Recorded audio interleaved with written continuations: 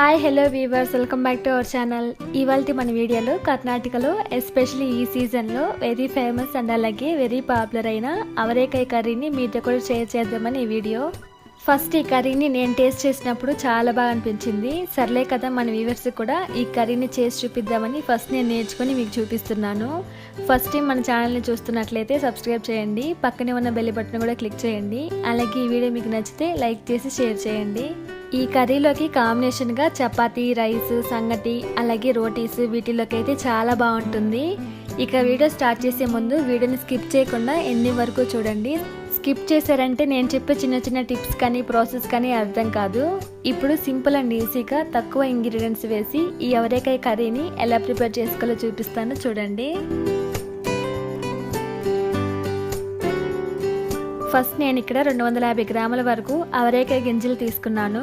చూడండి, గింజలు అయితే ఈ విధంగా ఉంటాయి. ఇప్పుడు ఈ గింజల్ని ఒక హాఫ్ అన్ అవర్ పాటు నానబెట్టుకోవాలి. ఇలా నానబెట్టుకోవడం వలన గింజలను ఉడకబెట్టినప్పుడు చాలా ఈజీగా తొందరగా ఉడుకుతాయి. ఇప్పుడు అవరేకాయ కర్రీని ప్రిపేర్ చేసుకుందాం. ఫస్ట్ ఒక ప్యాన్లో 4 టేబుల్ స్పూన్ల వరకు ఆయిల్ వేసుకోండి. ఆయిల్ వేడయ్యాక శనగపప్పు, ఒక 2 పచ్చిమిర్చిని ఇలా సన్నగా పొడుగుగా కట్ చేసి వేస్తున్నాను. అలాగే సన్నగా తరిగిన ఒక పెద్ద ఉల్లిపాయని కూడా వేసుకోండి. ఉల్లిపాయ ముక్కలను మరి ఎర్రగా వేయించాల్సిన అవసరం లేదు, కొంచెం మెత్తబడేంత వరకు వేయించుకున్నామంటే సరిపోతుంది.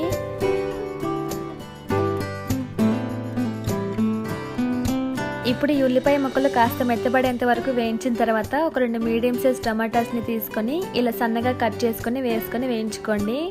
ఈ టమాటా ముక్కలు తొందరగా మెత్తగా అవడానికి 1 టీ స్పూన్ సాల్ట్ని వేస్తున్నాను. అలాగే కొంచెం కరివేపాకును కూడా వేసి టమాటాని 2-3 నిమిషాల పాటు మూత పెట్టి మీడియం ఫ్లేమ్ మీద మెత్తగా ఉడికించుకోండి. టమాటా మెత్తగా ఉడికేలోపు ఈ కూరలోకి మసాలా పేస్ట్ని ప్రిపేర్ చేసుకుందాం. అందుకోసం ఒక చిన్న కడాయిలో 4 టేబుల్ స్పూన్ల వరకు ధనియాలు వేసుకొని అలాగే కొంచెం దాల్చిన చెక్క, 3 లేదా 4 లవంగాలు వేసుకొని లో ఫ్లేమ్లో ధనియాలు మాడిపోకుండా 1 నిమిషం పాటు ఫ్రై చేసుకోండి. ధనియాలను వేయించుకున్నాక ఒక మిక్సీ జార్లోకి ట్రాన్స్ఫర్ చేసుకోండి. అలాగే ఇందులో పచ్చి కొబ్బరిని ఇలా చిన్న చిన్న ముక్కలుగా కట్ చేసుకుని వేస్తున్నాను. తర్వాత అల్లం ముక్కలు, వెల్లుల్లి కూడా వేసుకొని వాటర్ యాడ్ చేయకుండా బ్లెండ్ చేసుకోండి.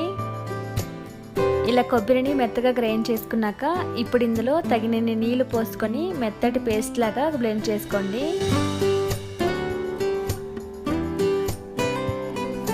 చూడండి, ఈ విధంగా బ్లెండ్ చేసుకుంటే సరిపోతుంది. ఇప్పుడు ఈ పేస్ట్ని పక్కన పెట్టుకోండి. 3 మినిట్స్ తర్వాత మూత తీసి టమాటా ముక్కలను బాగా మెత్తబడేంత వరకు వేయించిన తర్వాత దీంట్లో మనం ఇప్పుడు చేసి పెట్టుకున్న మసాలా పేస్ట్ని వేసుకోండి.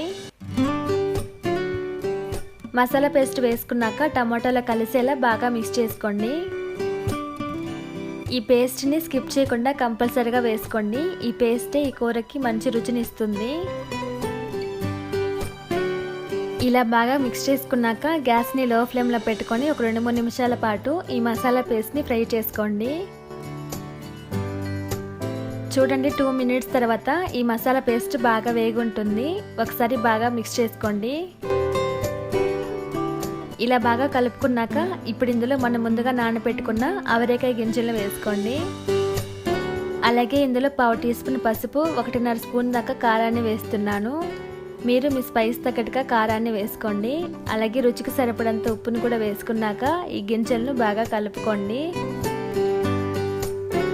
మీది కావాలంటే ఈ కూరలో గింజలతో పాటుగా ఉల్లగడ్డ కానీ, వంకాయ, బీన్స్ అలాగే ఎండు చేపలు కూడా వేసుకొని కూరని ప్రిపేర్ చేసుకోండి.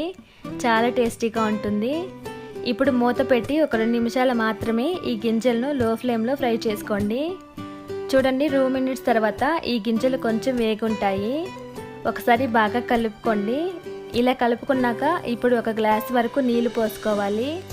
మీకు గ్రేవీ ఎక్కువగా కావాలి అంటే మరో 1 గ్లాస్ వరకు నీళ్లు పోసుకోండి. ఇలా నీళ్ళు యాడ్ చేశాక ఇప్పుడే ఉప్పు కారాన్ని సరిపోయిందో లేదో చెక్ చేసుకొని ఒకవేళ సరిపోకపోతే అడ్జస్ట్ చేసుకోండి. ఇప్పుడు మూత పెట్టి మీడియం ఫ్లేమ్లో ఒక 5 మినిట్స్ పాటు ఆయిల్ సపరేట్ అయ్యి గ్రేవీ చిక్కబడేంత వరకు ఈ అవరేకాయ గింజలను ఉడికించుకోండి. 5 మినిట్స్ తర్వాత మూత తీసి చూస్తే చూడండి, ఇలా ఆయిల్ సపరేట్ అయ్యి గ్రేవీ చిక్కబడింది. అలాగే అవరేకాయ గింజలు కూడా బాగా ఉడికాయి. గ్రేవీ కన్సిస్టెన్సీ ఈ విధంగా ఉంటే పర్ఫెక్ట్గా సరిపోతుంది. ఇప్పుడు ఫైనల్గా ఇందులో సన్నగా తరిగిన కొత్తిమీరని వేసి 1 నిమిషం పాటు ఉడికించి స్టవ్ ఆఫ్ చేసుకోండి. అంతే, అవరేకాయ కూర రెడీ. చూసారా, సింపుల్గా ఈజీగా అవరేకాయ కూరని ఎలా ప్రిపేర్ చేసుకోవాలో.